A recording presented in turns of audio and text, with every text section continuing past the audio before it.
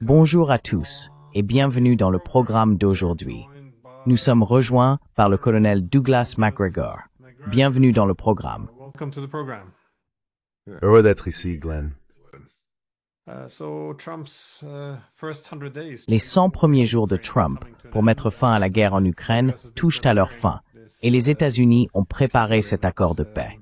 Sinon, s'il n'est pas accepté, les États-Unis pourraient se désengager complètement de cette guerre. Du moins, c'est ce que disent J.D. Vance et Marco Rubio. L'accord a été rapidement rejeté par Zelensky et les Européens ont ajouté qu'ils ne reconnaîtraient jamais la Crimée comme russe. Maintenant, comment interprétez-vous cela? Quelle est selon vous la signification de tout cela? Je ne suis pas sûr que les Européens soient même pertinents à ce stade. Je ne pense pas que Moscou soit terriblement préoccupé par eux. Je pense que l'idée même des États-Unis agissant comme un médiateur de bonne foi est absurde. Sans nous, il n'y aurait pas eu de guerre du tout. Alors comment expliquez-vous le rôle américain qui commence vraiment? Larry Johnson m'a envoyé une note ce matin. Il a dit qu'il avait commencé à examiner tous les exercices impliquant l'Ukraine et les forces de l'OTAN à partir de 2007. Ce qui est remarquable, c'est qu'ils deviennent de plus en plus fréquents et intenses au fil du temps. Donc l'anti-russe ou l'hostilité envers la Russie était en quelque sorte intégrée bien avant l'arrivée de Trump.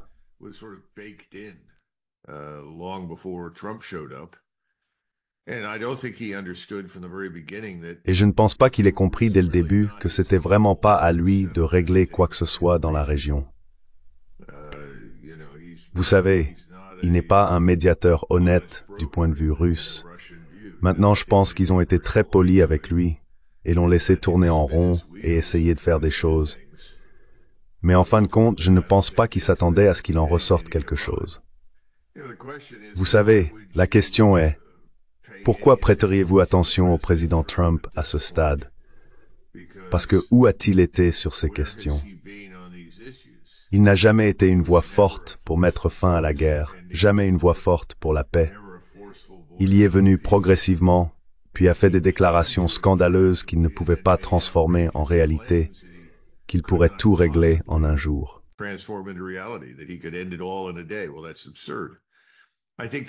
Eh bien, c'est absurde.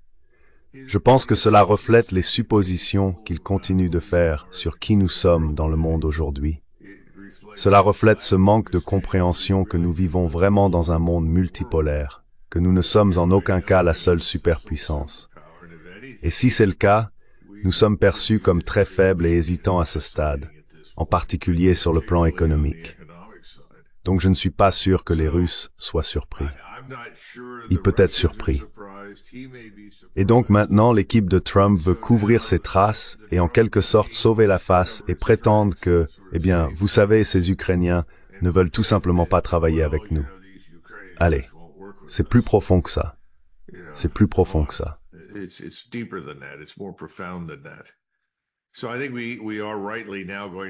Je pense donc que nous allons maintenant cesser d'interférer, j'espère.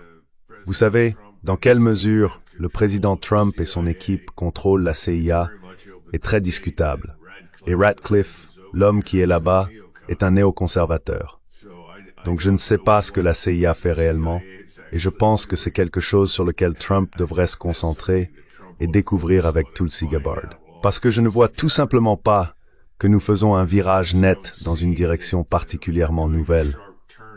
Nous faisons juste semblant d'avoir un rôle à jouer. Et parce que les Ukrainiens ne nous aiment plus, ou quelque chose comme ça, nous partons. Nous ramassons nos jouets, quittons le bac à sable et allons jouer ailleurs.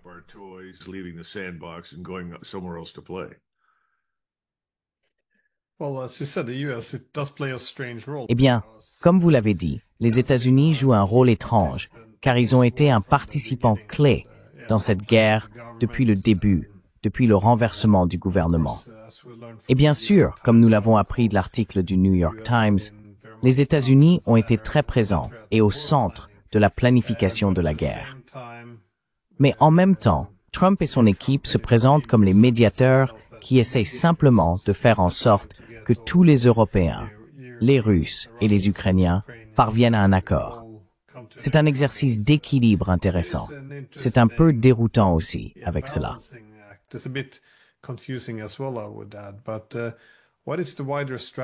Mais quelle est alors la stratégie plus large? S'il n'y a pas de règlement politique ici, quelle est la prochaine étape pour les États-Unis? Je demande simplement parce que si Trump décide de redoubler d'efforts et de mettre plus de pression sur la Russie, alors en quoi ces politiques sont-elles différentes de celles de Biden? Et à cet égard, il ne peut vraiment pas prétendre que ce n'est plus sa guerre.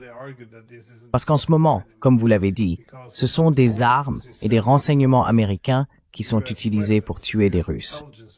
Alors, combien de temps peut-on prétendre être un médiateur s'il n'y a pas de paix à établir?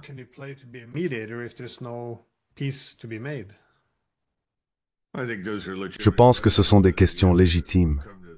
Je pense que nous devons réaliser que les États-Unis n'ont pas de stratégie. Maintenant, ce n'est pas entièrement un nouveau développement. Soyons francs. Une fois la guerre froide terminée, c'était plus un effort pour maintenir notre hégémonie politique, militaire et économique qu'autre chose. Et nous pensions que la façon de le faire était de menacer, d'intimider et d'intervenir. Cela n'a pas très bien fonctionné. Pendant ce temps, nous avons largement ignoré nos propres problèmes économiques. Vous savez, nous aimons blâmer la Chine pour tout ce qui ne va pas en ce moment économiquement, mais les Chinois ne sont pas venus ici en grand nombre pour exiger que nous déplacions nos industries en Chine.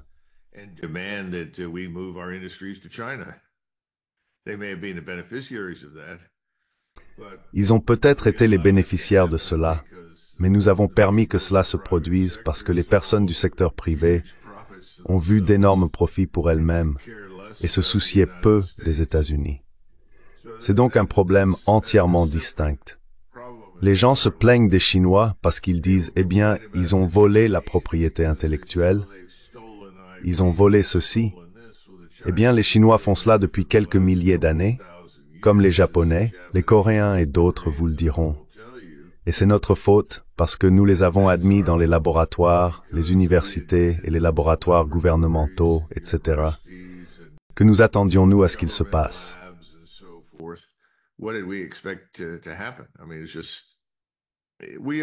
Je veux dire, nous sommes les auteurs de notre propre malheur, disons-le ainsi. Mais personne ne veut l'admettre, surtout pas Donald Trump.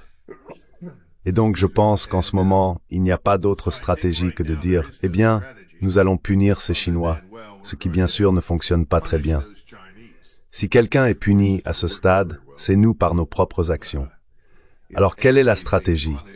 Quels sont nos intérêts? Vous voyez, il devient très difficile de définir vos véritables intérêts stratégiques lorsque de puissants lobbies prennent ces décisions pour vous. Et en ce moment, le lobby israélien est aux commandes, et c'est lui qui définit quels sont nos intérêts stratégiques plus larges, pas les Américains.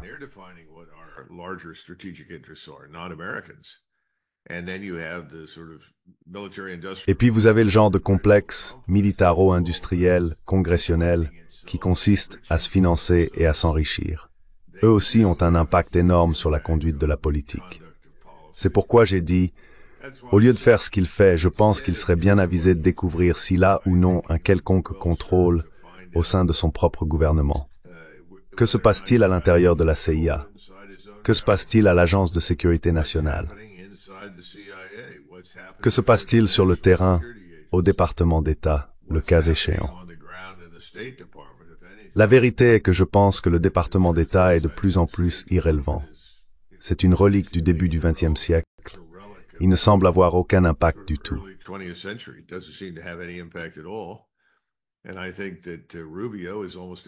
Et je pense que Rubio est presque indiscernable de Blinken à tous les égards importants.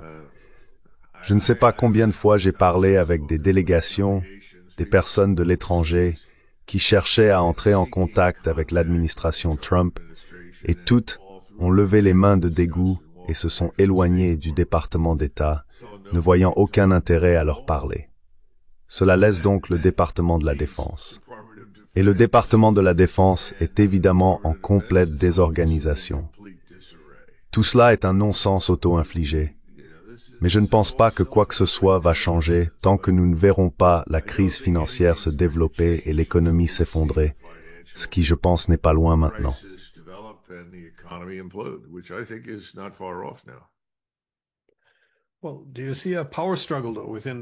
Eh bien, voyez-vous une lutte de pouvoir au sein de l'administration Trump? Parce qu'il semble qu'il y ait des néoconservateurs et certains partisans de l'Amérique d'abord. Nous avons vu cela avec les frappes au Yémen, que J.D. Vance a dit « Eh bien, vous savez, ce n'est pas notre guerre ». Et puis vous aviez les néoconservateurs qui poussaient en avant. Vous voyez maintenant la même chose avec l'Iran. Certains semblent favoriser la guerre, tandis que d'autres sont très prudents. En Ukraine, je suppose que cela était surtout évident avec la proposition de Witkoff par rapport aux propositions de Keith Kellogg, qui étaient très différentes. Alors, est-ce une lutte de pouvoir ou est-ce simplement Trump qui est dispersé sans stratégie? Je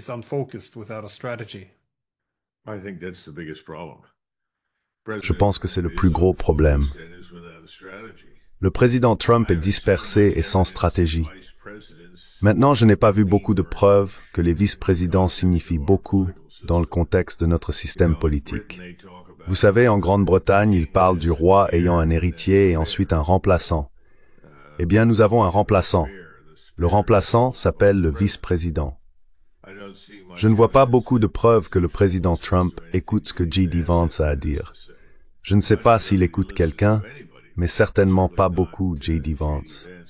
Il vient juste d'assigner à J.D. Vance une nouvelle tâche, le soi-disant tsar des tarifs. Quelle position terrible à occuper. Je veux dire, c'est comme Kamala Harris à la frontière.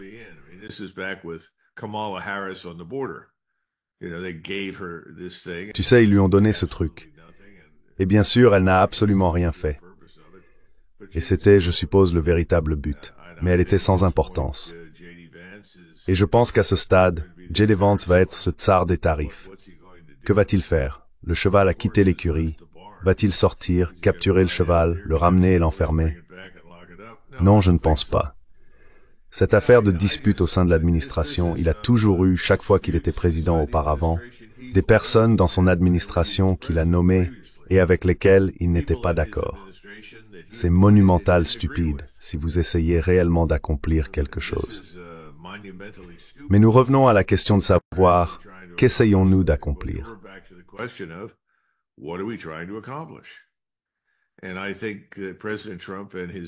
Et je pense que le président Trump et son cercle rapproché ont été très concentrés sur l'obtention d'une victoire pour le patron. Nous devons sortir et obtenir une victoire pour le président. Comment faire de cela une victoire? Et cela nous a entraînés dans le non-sens en Ukraine. Il n'y a pas de victoire là-bas pour nous. Nous n'aurions jamais dû être dans cette situation. Donc la chose intelligente pour lui dès le début aurait été de dire, regardez, je n'ai pas soutenu cela, je ne voulais pas cela. Donc, je mets fin à toute aide future à l'Ukraine et je retire toutes les troupes américaines, les agents de renseignement, les conseillers et tout le monde d'Ukraine dans les 48 à 72 heures. Oubliez ça. Partez. Les Européens auraient alors râlé et grogné, mais il n'y a pas grand-chose qu'ils puissent faire à ce sujet.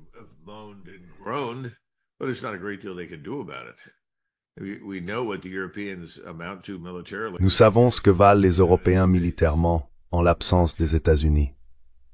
Pas grand-chose. Et cela remonte à la Seconde Guerre mondiale. Je veux dire, nous n'avions pas de stratégie en tant que telle pendant la Seconde Guerre mondiale. Nous n'avions jamais eu d'intérêt pour la destruction du Japon. Nous n'avions jamais eu d'intérêt pour la destruction de l'Allemagne. Alors, que faisions-nous? De quoi s'agissait-il avec cette reddition inconditionnelle? Pourquoi bombardions-nous tout le monde jusqu'à l'âge de pierre? Nous l'avons fait parce que nous pouvions le faire. Aucune réflexion n'a été faite sur ce qui se passe lorsque les armées japonaises sont retirées de Mandchourie et de Corée. Qui comble le vide? Que se passe-t-il si vous forcez l'établissement militaire allemand à se rendre et le détruisez? Eh bien, vous ouvrez les vannes au communisme et à Staline.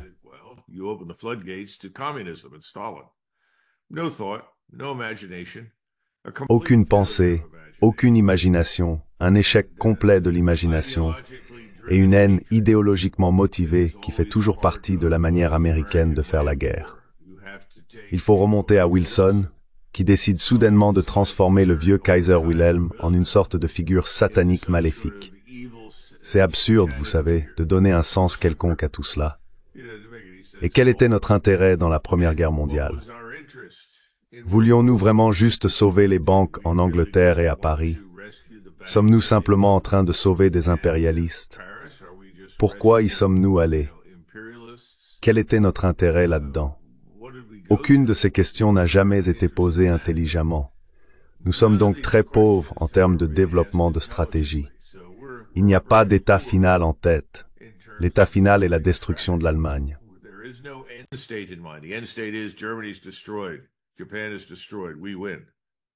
Le Japon est détruit. Nous avons gagné. Cela nous a coûté quoi? 50 ans. Et des milliers de milliards de dollars nous ont contraints à rester à l'étranger, dans des endroits où nous ne voulions pas être. Alors nous voici 80 ans plus tard, après la Seconde Guerre mondiale, et de quoi parlent les gens? Du retrait des forces. Cela va arriver parce que nous avons cet autre problème, mais, à savoir la mauvaise gestion de l'économie et la crise financière qui se développe. Rappelez-vous qu'une des promesses faites dans le contexte des tarifs, en privé, était que nous sommes le grand marché. Tout le monde a besoin de nous. Personne ne peut vivre sans nous. Et une fois que nous faisons ces choses, le capital étranger affluera dans nos marchés de la trésorerie, parce que c'est ainsi que nous nous finançons.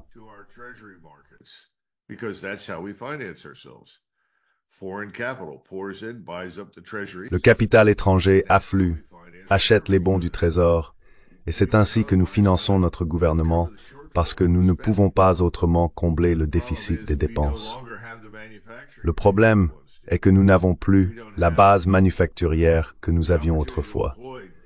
Nous n'avons pas l'opportunité d'employer des dizaines de millions de personnes aujourd'hui comme nous le faisions autrefois. Et c'est le problème avec les immigrants illégaux. Il y a 51 millions de personnes qui sont illégalement aux États-Unis. Eh bien, comment vivent-elles? Qui paye pour leurs soins de santé, leur éducation? Qui supporte la violation généralisée des lois et la criminalité? Eh bien, c'est nous, mais à un moment où nous ne pouvons pas nous le permettre. C'est tout simplement au-delà de nos moyens. Donc il n'y a pas de stratégie, point. Et je pense que tout est impulsif.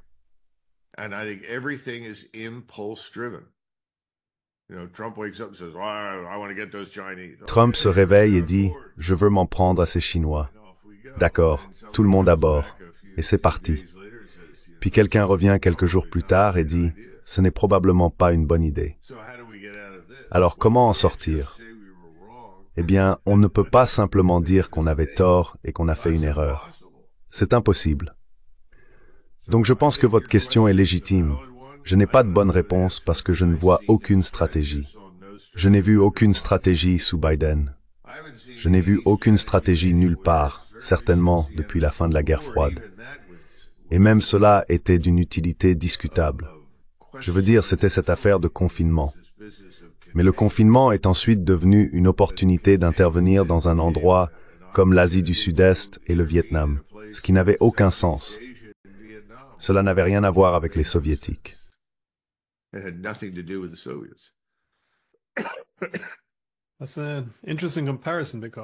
C'est une comparaison intéressante, car pendant la Première Guerre mondiale, la diabolisation de l'Allemagne est presque devenue un substitut à une stratégie.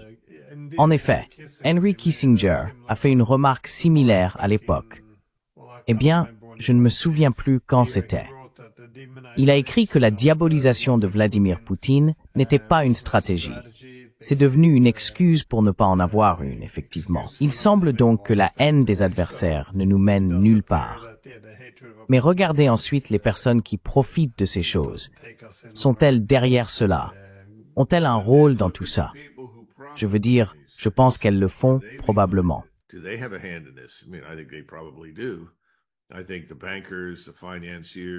Je pense que les banquiers, les financiers, ils ont absolument un rôle dans cela. Et les affaires sont bonnes pour eux. Je veux dire, leur point de vue est, c'est l'ancienne expression, la guerre est la santé de l'État. Et c'est ainsi qu'ils le voient. Chaque fois que nous partons en guerre, nous gagnons de l'argent. Le fait que nous puissions perdre des milliers de milliards dans le processus et tuer des dizaines de milliers de personnes, rien de tout cela n'a d'importance. L'essentiel est que nous profitons de tout. Le marché boursier s'envole. Vérifiez tous les investissements dans les 5 grandes industries de la défense. Tout va très bien.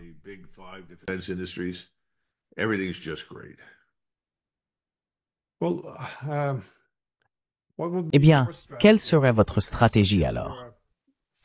Parce que vous êtes un colonel à la retraite de l'armée américaine. Vous avez parlé à Trump dans le passé. Vous êtes le PDG de Our Country, Our Choice. Avez-vous développé des réflexions sur la direction que vous pensez que les États-Unis devraient prendre, notamment en ce qui concerne leurs relations avec l'Ukraine et l'Europe? Devraient-ils simplement se découpler? Ou comment voyez-vous une meilleure approche, ou une meilleure politique américaine pour, je suppose, s'adapter à ce nouveau monde multipolaire?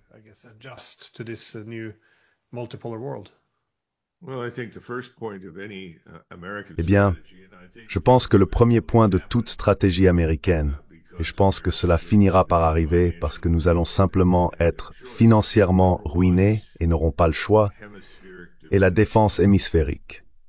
En d'autres termes, nous devrions défendre l'hémisphère occidental, nos intérêts dans l'hémisphère occidental, ainsi que notre empire continental. Vous savez, les gens parlent de l'empire. Nous sommes un empire. L'empire a été construit de l'Atlantique au Pacifique, et cela aurait dû suffire. Nous savons tous maintenant que pour diverses raisons, nous avons été séduits pour rejoindre les Britanniques dans la course à l'empire, et cela nous a entraînés dans la guerre hispano-américaine, et à Porto Rico, Cuba, les Philippines, et toutes ces choses. Mais je pense que le numéro 1 est la défense hémisphérique.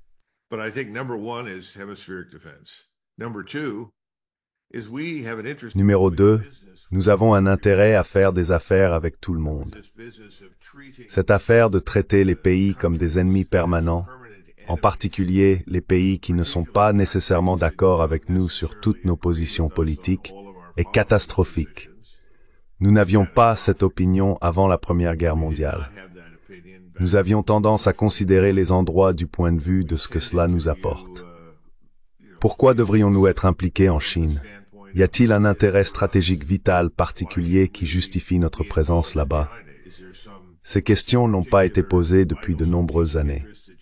Je soutiendrai qu'aujourd'hui, nous avons un intérêt stratégique vital à réduire considérablement notre profil à l'étranger. Et la manière dont nous le faisons est très importante. En d'autres termes, peut-être vous ne coupez pas simplement le cordon et ne ramenez pas tout le monde à la maison.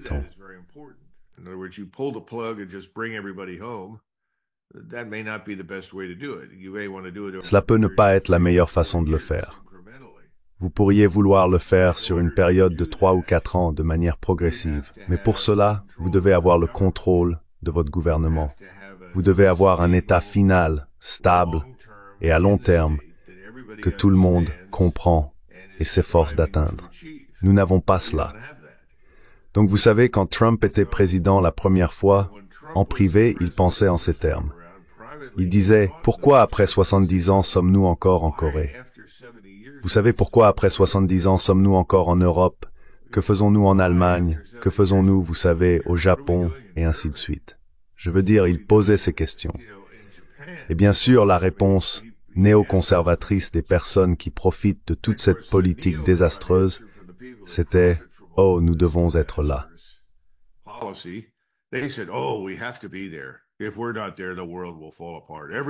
Si nous ne sommes pas là, le monde s'effondrera. Tout le monde se battra les uns contre les autres. Nous sommes la clé de voûte et l'édifice de la Pax Americana. Eh bien, c'est juste des bêtises. Vous savez, cela ne va pas nécessairement se produire. Et en ce moment, c'est pourquoi nous avons l'air particulièrement impuissants. Vous savez, personne en Asie n'est intéressé par une guerre sauf nous. Vous vous asseyez avec les Japonais, les Coréens, les Vietnamiens, et ils discuteront de leurs voisins et de leurs réflexions. Mais personne ne voit de guerre imminente avec la Chine. Et dans la plupart des cas, ils n'ont pas du tout peur des Chinois militairement. Maintenant, ils sont préoccupés par le marché massif de la Chine, son économie massive, sa base de fabrication massive. Mais la solution asiatique n'implique pas de bombarder la Chine pour s'en débarrasser.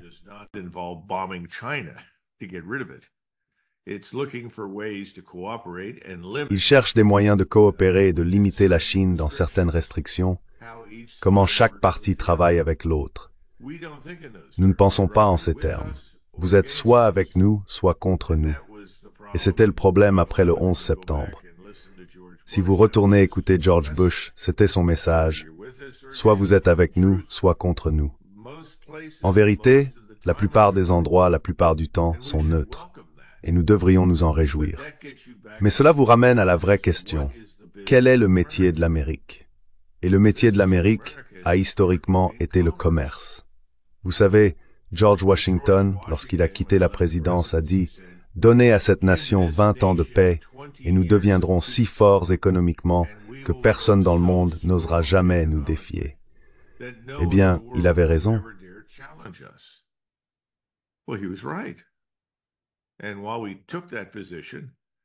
Et pendant que nous avons pris cette position, nous avons eu beaucoup de succès. Les gens nous aimaient. Vous savez, nous étions des personnes populaires. Ce sont toutes ces interventions dans des endroits qui ne nous concernent vraiment pas. Nous n'avons aucun intérêt stratégique, historique ou vital de quelque nature que ce soit en Ukraine, encore moins dans l'est de l'Ukraine. Vous auriez pu faire valoir cet argument si vous étiez assis à l'OTAN. En fait, j'ai suggéré que ça soit communiqué en privé aux Russes. Bien sûr, personne ne l'a fait. La plupart des Américains ne comprennent pas cela, même les gens du département d'État et du DOD. De quoi parlez-vous? J'ai dit, vous savez, que se passe-t-il à l'est du fleuve Dniepr? Cela ne fait pas partie de l'Occident. Ça ne l'a jamais été. Kiev, pendant la majeure partie de son existence, certainement après que les Mongols l'ont détruite en 1240, remorse toast pour l'Occident ce fleuve Dniepr.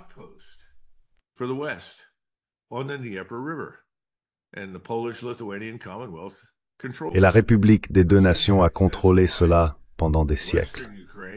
C'est pourquoi l'Ukraine occidentale est radicalement différente de la Russie. C'est pourquoi la langue est différente. C'est pourquoi de nombreux mots utilisés ne sont pas les mêmes. C'est pourquoi la population est génétiquement différente. Donc le point est que personne ne pensait en ces termes. C'est ainsi que pensaient les gens prudents, comme Bismarck. Vous savez, quand le ministre des Affaires étrangères russe a dit « Nous voulons le contrôle du Bosphore » en 1869, et a demandé à Bismarck « Vous savez quelle sera la position de l'Allemagne à ce sujet ?»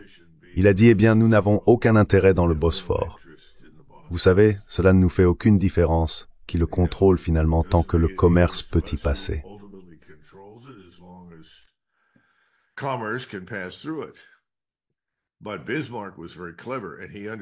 Mais Bismarck était très intelligent et il comprenait que les Britanniques seraient horrifiés parce que la dernière chose qu'ils voulaient était qu'une flotte russe sorte de la mer Noire pour entrer en Méditerranée, ce qui pourrait mettre en péril le contrôle britannique du canal de Suez.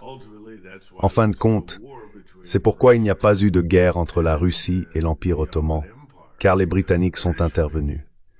Et encore une fois, les Russes sont retournés voir les Allemands et ont dit, « Eh bien, si nous faisons la guerre là-bas, nous soutiendrez-vous » Et encore une fois, la réponse a été, « Vous savez, nous n'allons pas mener une guerre dans les Balkans. » Je veux dire, les Allemands n'ont aucun intérêt là-bas.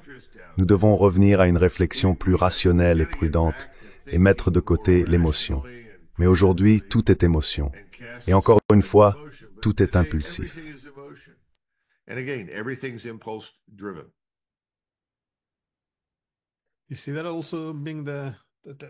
Vous voyez que c'est aussi le défi en Ukraine, car je trouve, surtout en Europe, la rhétorique émotionnelle fascinante. Tout le monde semble reconnaître que la guerre est en train d'être perdue. Ils reconnaissent que la situation va empirer chaque jour que nous attendons. C'est aussi un fait que la majorité des Ukrainiens veulent des négociations. Mais si vous dites à quelqu'un, « Eh bien, peut-être devrions-nous négocier la fin de cette guerre », alors vous savez que vous êtes probablement un agent russe ou un propagandiste pour Poutine. Je veux dire, c'est extraordinaire, l'incapacité d'avoir des conversations rationnelles de nos jours. Les gens supposent simplement que si vous continuez à combattre la Russie, alors c'est anti-russe, ce qui signifie que c'est de facto pro-Ukraine.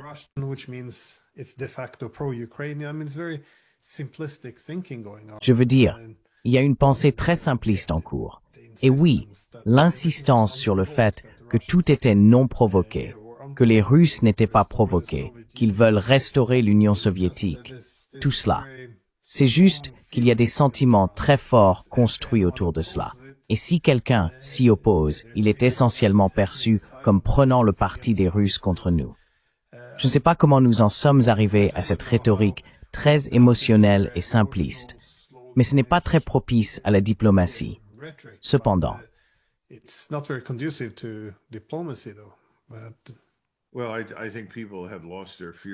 Eh bien, je pense que les gens ont perdu leur peur de la guerre, ce qui est une énorme erreur. C'est le numéro 1. Je vais vous donner un exemple de quelque chose que j'ai vécu en 1995. J'avais été envoyé à Sarajevo et j'ai fini par parcourir toute la Bosnie-Herzégovine. Après environ 35 jours, j'ai été ramené à Dayton pour aider à dessiner les cartes des nouvelles frontières pour la Bosnie-Herzégovine et la Republika Srpska, et ainsi de suite. En d'autres termes, comment résoudre cela? Et je me souviens d'avoir discuté avec un Norvégien par la suite. Et le Norvégien a dit quelque chose que les Américains disaient, que toutes sortes de gens disaient. Eh bien, vous savez, ces Serbes, Croates et Bosniaques, ils parlent tous effectivement la même langue.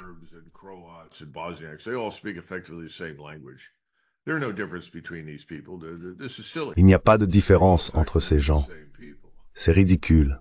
Ils sont tous effectivement les mêmes personnes. Et j'ai regardé cet homme et j'ai dit, eh bien, ils ne le pensent pas, donc ils ont le droit de voter. Et deuxièmement d'ailleurs, y a-t-il une raison particulière pour laquelle la Norvège devrait exister? Quelle est la différence entre la Norvège, la Suède et le Danemark? Pourquoi ne sont-ils pas tous un seul pays? Cela semblerait certainement avoir beaucoup de sens pour moi. Eh bien, vous pourriez imaginer que, eh bien, c'est faux. Non, non, non. Les Norvégiens sont très différents des Suédois. D'accord, très bien. Donc les Serbes, les Croates et les Bosniaques sont tous les mêmes, mais les Norvégiens et les Suédois sont fondamentalement différents.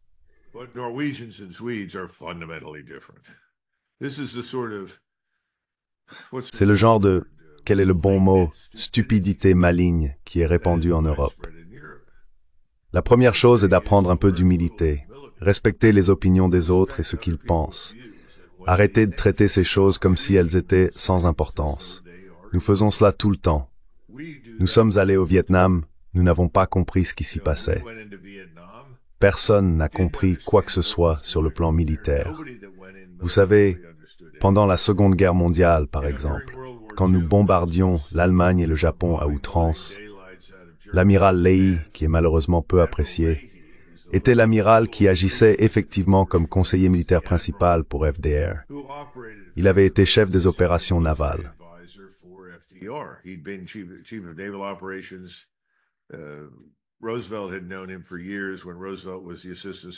Roosevelt le connaissait depuis des années quand Roosevelt était secrétaire adjoint de la marine, et il a convoqué pendant la guerre Arnold, qui était chef des forces aériennes de l'armée et chef de toutes les forces armées, Marshall, à la Maison-Blanche.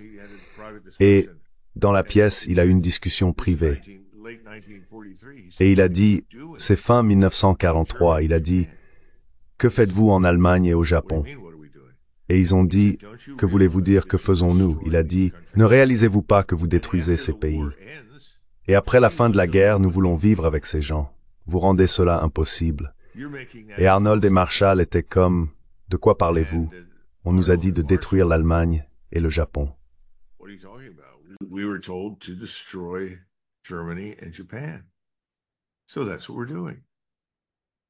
Alors c'est ce que nous faisons. Pas de réflexion, pas de nuance. Et ce n'est pas entièrement de leur faute, car ils n'ont reçu aucune orientation des plus hauts niveaux. Roosevelt n'y a pas réfléchi. Alors voici Leahy, qui essaie de traverser ce gouffre où il n'y a aucune compréhension, pour amener ses généraux à s'asseoir et à remettre en question ce qu'ils font, et à essayer de penser à où nous voulons être quand la guerre se terminera. Maintenant, juste pour votre information, les Britanniques ont toujours compris ce qu'ils voulaient quand la guerre se terminerait, un empire plus grand. Et donc, chaque fois qu'ils avaient une conférence avec nous pendant la Première ou la Seconde Guerre mondiale, quel était le focus? Agrandir l'empire britannique. Alors ils cherchaient tous les champs pétrolifères, tous les ports, tous les gisements de minéraux, toutes les mines. Ils avaient des cartes.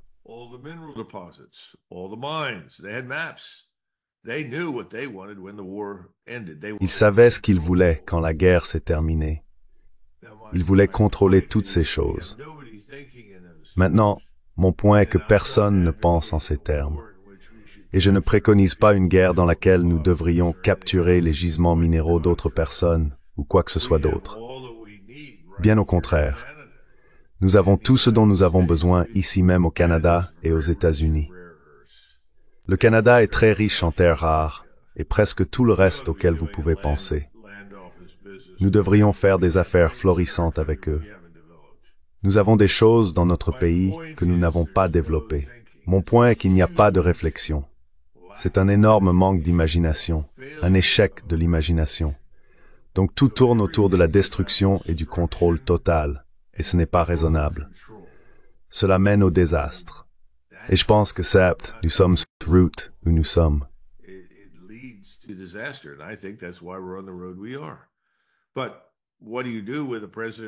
Mais que faites-vous avec un président comme le président Trump qui dit « Je soutiens le meurtre de masse et l'expulsion de millions de personnes de Gaza, et je me fiche du nombre de personnes tuées au Liban, et je ne me soucie pas particulièrement de la quantité de territoire syrien qu'Israël saisit et contrôle. Et d'ailleurs, s'ils veulent prendre le Sinaï et avancer vers le canal de Suez, je ne vais pas les arrêter. » Eh bien, Monsieur le Président, vous avez alors beaucoup de problèmes. Pourquoi sommes-nous impliqués dans tout cela? Cela n'a aucun sens. Nos intérêts ne sont pas servis par le projet du Grand Israël. Qu'est-ce qui nous intéresse dans la plupart du monde la plupart du temps? La stabilité et la prospérité. Nous voulons faire des affaires, nous voulons du commerce, c'est ce que nous avons historiquement fait de mieux, mais nous ne sommes même plus intéressés par cela.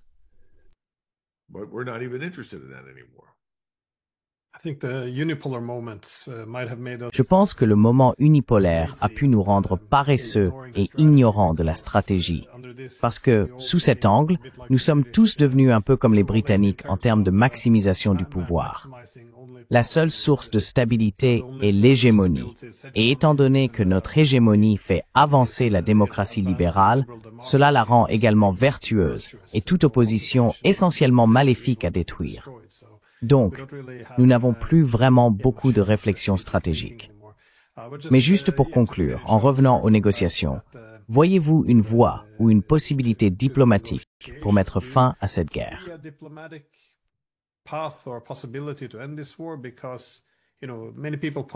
Parce que beaucoup de gens soulignent que Zelensky est dans une position très difficile. S'il fait des concessions, les nationalistes ou les fascistes le feront tuer. S'il ne fait pas de concessions, l'Ukraine sera détruite. En même temps, quelles autres concessions les Russes seraient-ils prêts à faire, étant donné qu'ils considèrent cela comme une menace existentielle et qu'ils gagnent effectivement?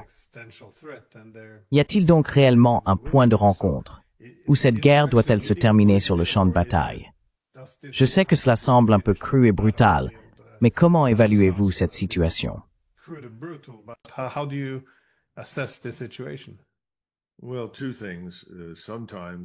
Eh bien, deux choses. Parfois, les guerres se terminent lorsqu'une guerre civile éclate dans l'une des nations. En fin de compte, nous avons eu une paix soudaine en novembre 1918, et c'était à cause des troubles à l'intérieur de l'Allemagne elle-même. Il y avait cette préoccupation que l'Allemagne pourrait être détruite si elle ne mettait pas fin à la guerre en raison des troubles sociaux et politiques à l'intérieur du pays. Je pense que, franchement, vous pourriez voir quelque chose de similaire en Ukraine, mais tragiquement, tant de millions d'Ukrainiens sont partis, et il n'en reste pas tant que ça pour la taille du pays. Je ne sais pas si c'est même possible. Donc, vous savez, normalement je penserais que quelqu'un comme Zelensky serait écarté par son propre pays et remplacé par quelqu'un d'autre qui comprend que c'est le moment de trouver une solution et de sauver le pays.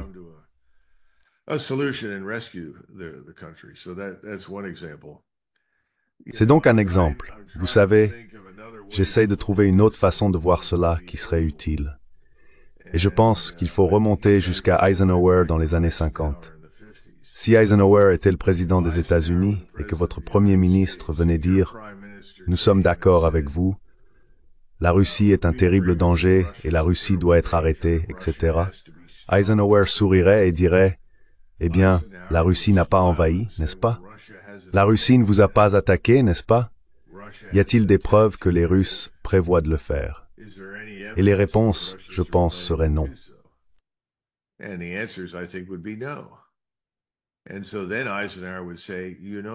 Et donc Eisenhower dirait, vous savez, si j'étais norvégien et que je bordais la Russie, une nation de 140 millions d'habitants, et que je n'avais que 5 ou 6 millions de Norvégiens, j'essaierais de trouver un moyen de m'entendre avec mon voisin. Et c'est l'une des raisons pour lesquelles Eisenhower était un grand défenseur de la neutralité. Il était ravi lorsque l'Autriche est devenue neutre, parce qu'il n'arrêtait pas de dire à tous ceux qui voulaient bien l'écouter du côté militaire, « Nous ne pouvons pas tout défendre. Nous ne pouvons pas nous le permettre. Nous n'avons pas les forces suffisamment grandes pour défendre ces endroits. Donc nous devrions neutraliser plus de pays. » Il aurait été fondamentalement opposé à l'élargissement de l'OTAN parce qu'il disait « C'est fou. Comment pouvons-nous défendre la Roumanie? Comment pouvons-nous défendre la Bulgarie? Comment pouvons-nous défendre le littoral baltique? »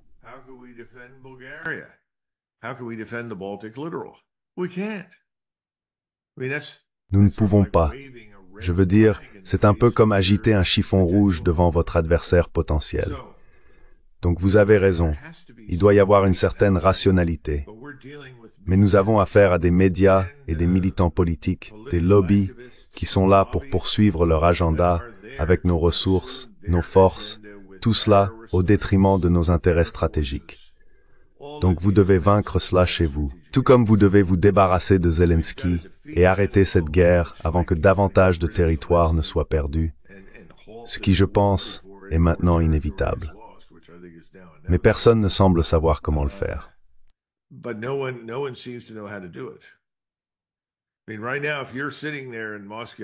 Je veux dire, en ce moment, si vous êtes assis là à Moscou, que vous êtes le chef de l'état-major général, où voudriez-vous être lorsque la guerre en Ukraine se termine? Je pense que je voudrais être sur la ligne du fleuve Dnieper, parce que c'est une position défensive naturelle. Vous savez, ça vous offre un certain degré de sécurité dans une zone plus large. Ensuite, vous pouvez débattre de l'opportunité de prendre Odessa. Je sais que les Russes aimeraient le faire parce qu'historiquement, c'est pas ukrainien, c'est russe. Mais ils peuvent décider que cela pose plus de problèmes que cela n'en vaut la peine. Je ne sais pas. Je ne sais pas quelle est la réflexion. Kharkiv en est un autre. Je pense que les Russes insisteront là-dessus. Mais encore une fois, je ne sais pas exactement ce qui se passe.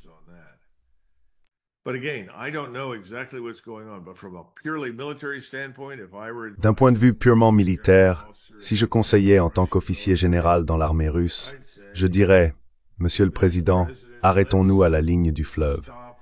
Tenons cette position et faisons-en la limite finale de l'avancée. Si nous avons encore des problèmes, nous pouvons toujours la franchir et marcher plus à l'ouest. Mais ce serait mon objectif, et il y a de fortes chances que cela puisse être accepté. Cela signifie que les Russes, s'ils décident de se retirer et d'abandonner une partie pour une raison quelconque, peuvent le faire. Je veux dire très franchement, ils n'ont pas besoin de contrôler tout ce territoire. Mais ce qu'ils doivent s'assurer, c'est qu'il n'y ait pas de force ukrainienne ou étrangère du côté est de la ligne du fleuve, je suppose.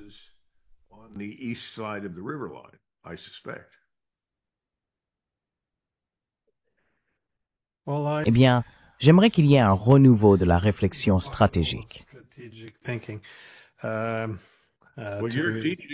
Eh bien, vous enseignez, vous êtes professeur, sortez et enfoncez cela dans la tête des gens. Dites aux gens de maîtriser leurs émotions. c'est notre problème. Tout est émotion. Rien n'est raisonné.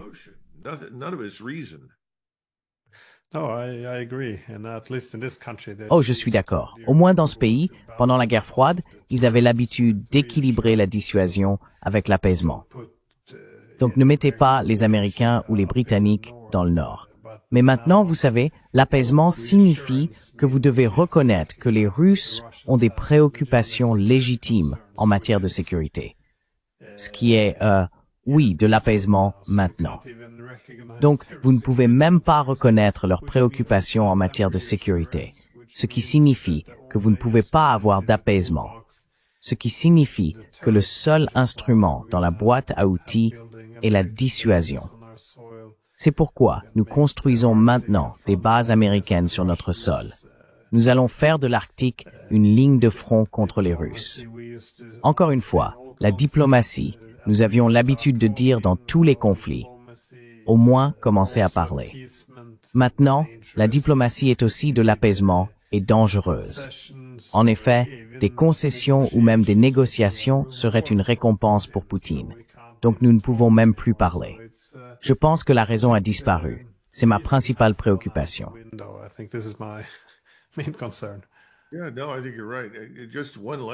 Oui, non. Je pense que vous avez raison. Juste une dernière anecdote qui pourrait bien éclairer ce problème pour nous tous. J'ai eu le privilège d'écouter un appel téléphonique qui a eu lieu entre le secrétaire à la Défense Bill Perry en 1995 lors de ces discussions et des conseillers militaires de haut rang. Et ce qu'il leur a dit à l'époque, j'étais un lieutenant-colonel promouvable. Je n'étais pas encore devenu colonel à part entière. Il leur a dit, écoutez, aucun accord n'est mieux qu'un mauvais accord.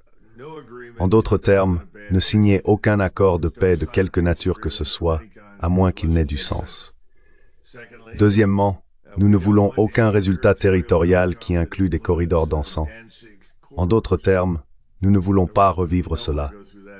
Et enfin, nous ne voulons rien qui engage les forces terrestres américaines pour plus de quelques mois dans les Balkans. Je pensais que le secrétaire Perry avait 100% raison. I thought Secretary Perry was 100% correct. You don't have to be a Democrat or a Republican to... Vous n'avez pas besoin d'être démocrate ou républicain pour apprécier l'intelligence et le point de vue d'un homme comme ça. Il a été un bon secrétaire à la Défense. Maintenant, malheureusement, il n'a pas été écouté. Et finalement, malgré nos meilleurs efforts pour éviter ce qu'on appelle l'affaire du corridor de Danzig, nous avons fini par avoir quelque chose de similaire qui s'étend jusqu'à Srebrenica, l'autoroute de la République bosniaque jusqu'à Srebrenica. Quoi qu'il en soit, nous avons fini par avoir un fort permanent là-bas au Kosovo, et nous avons toujours une présence militaire européenne dans les Balkans, pas beaucoup en termes américains, mais nous sommes coincés dans ce camp Bondsteel au Kosovo. Donc nous devons revenir à l'essentiel. Et encore une fois, tout cela découle d'un échec à apprécier nos limites. Et c'est un énorme problème pour les États-Unis.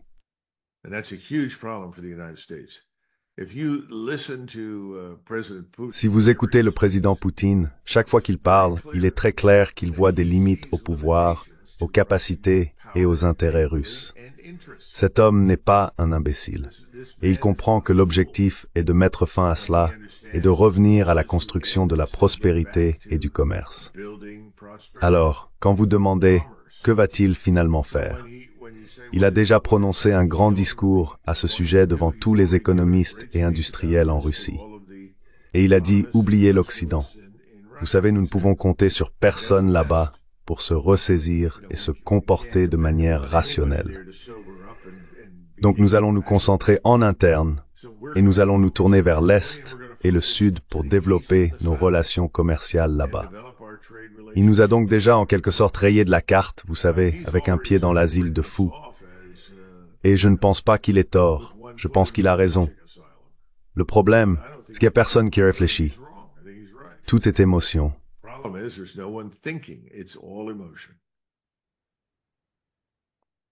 Eh bien, colonel McGregor, c'est toujours fascinant de parler avec vous.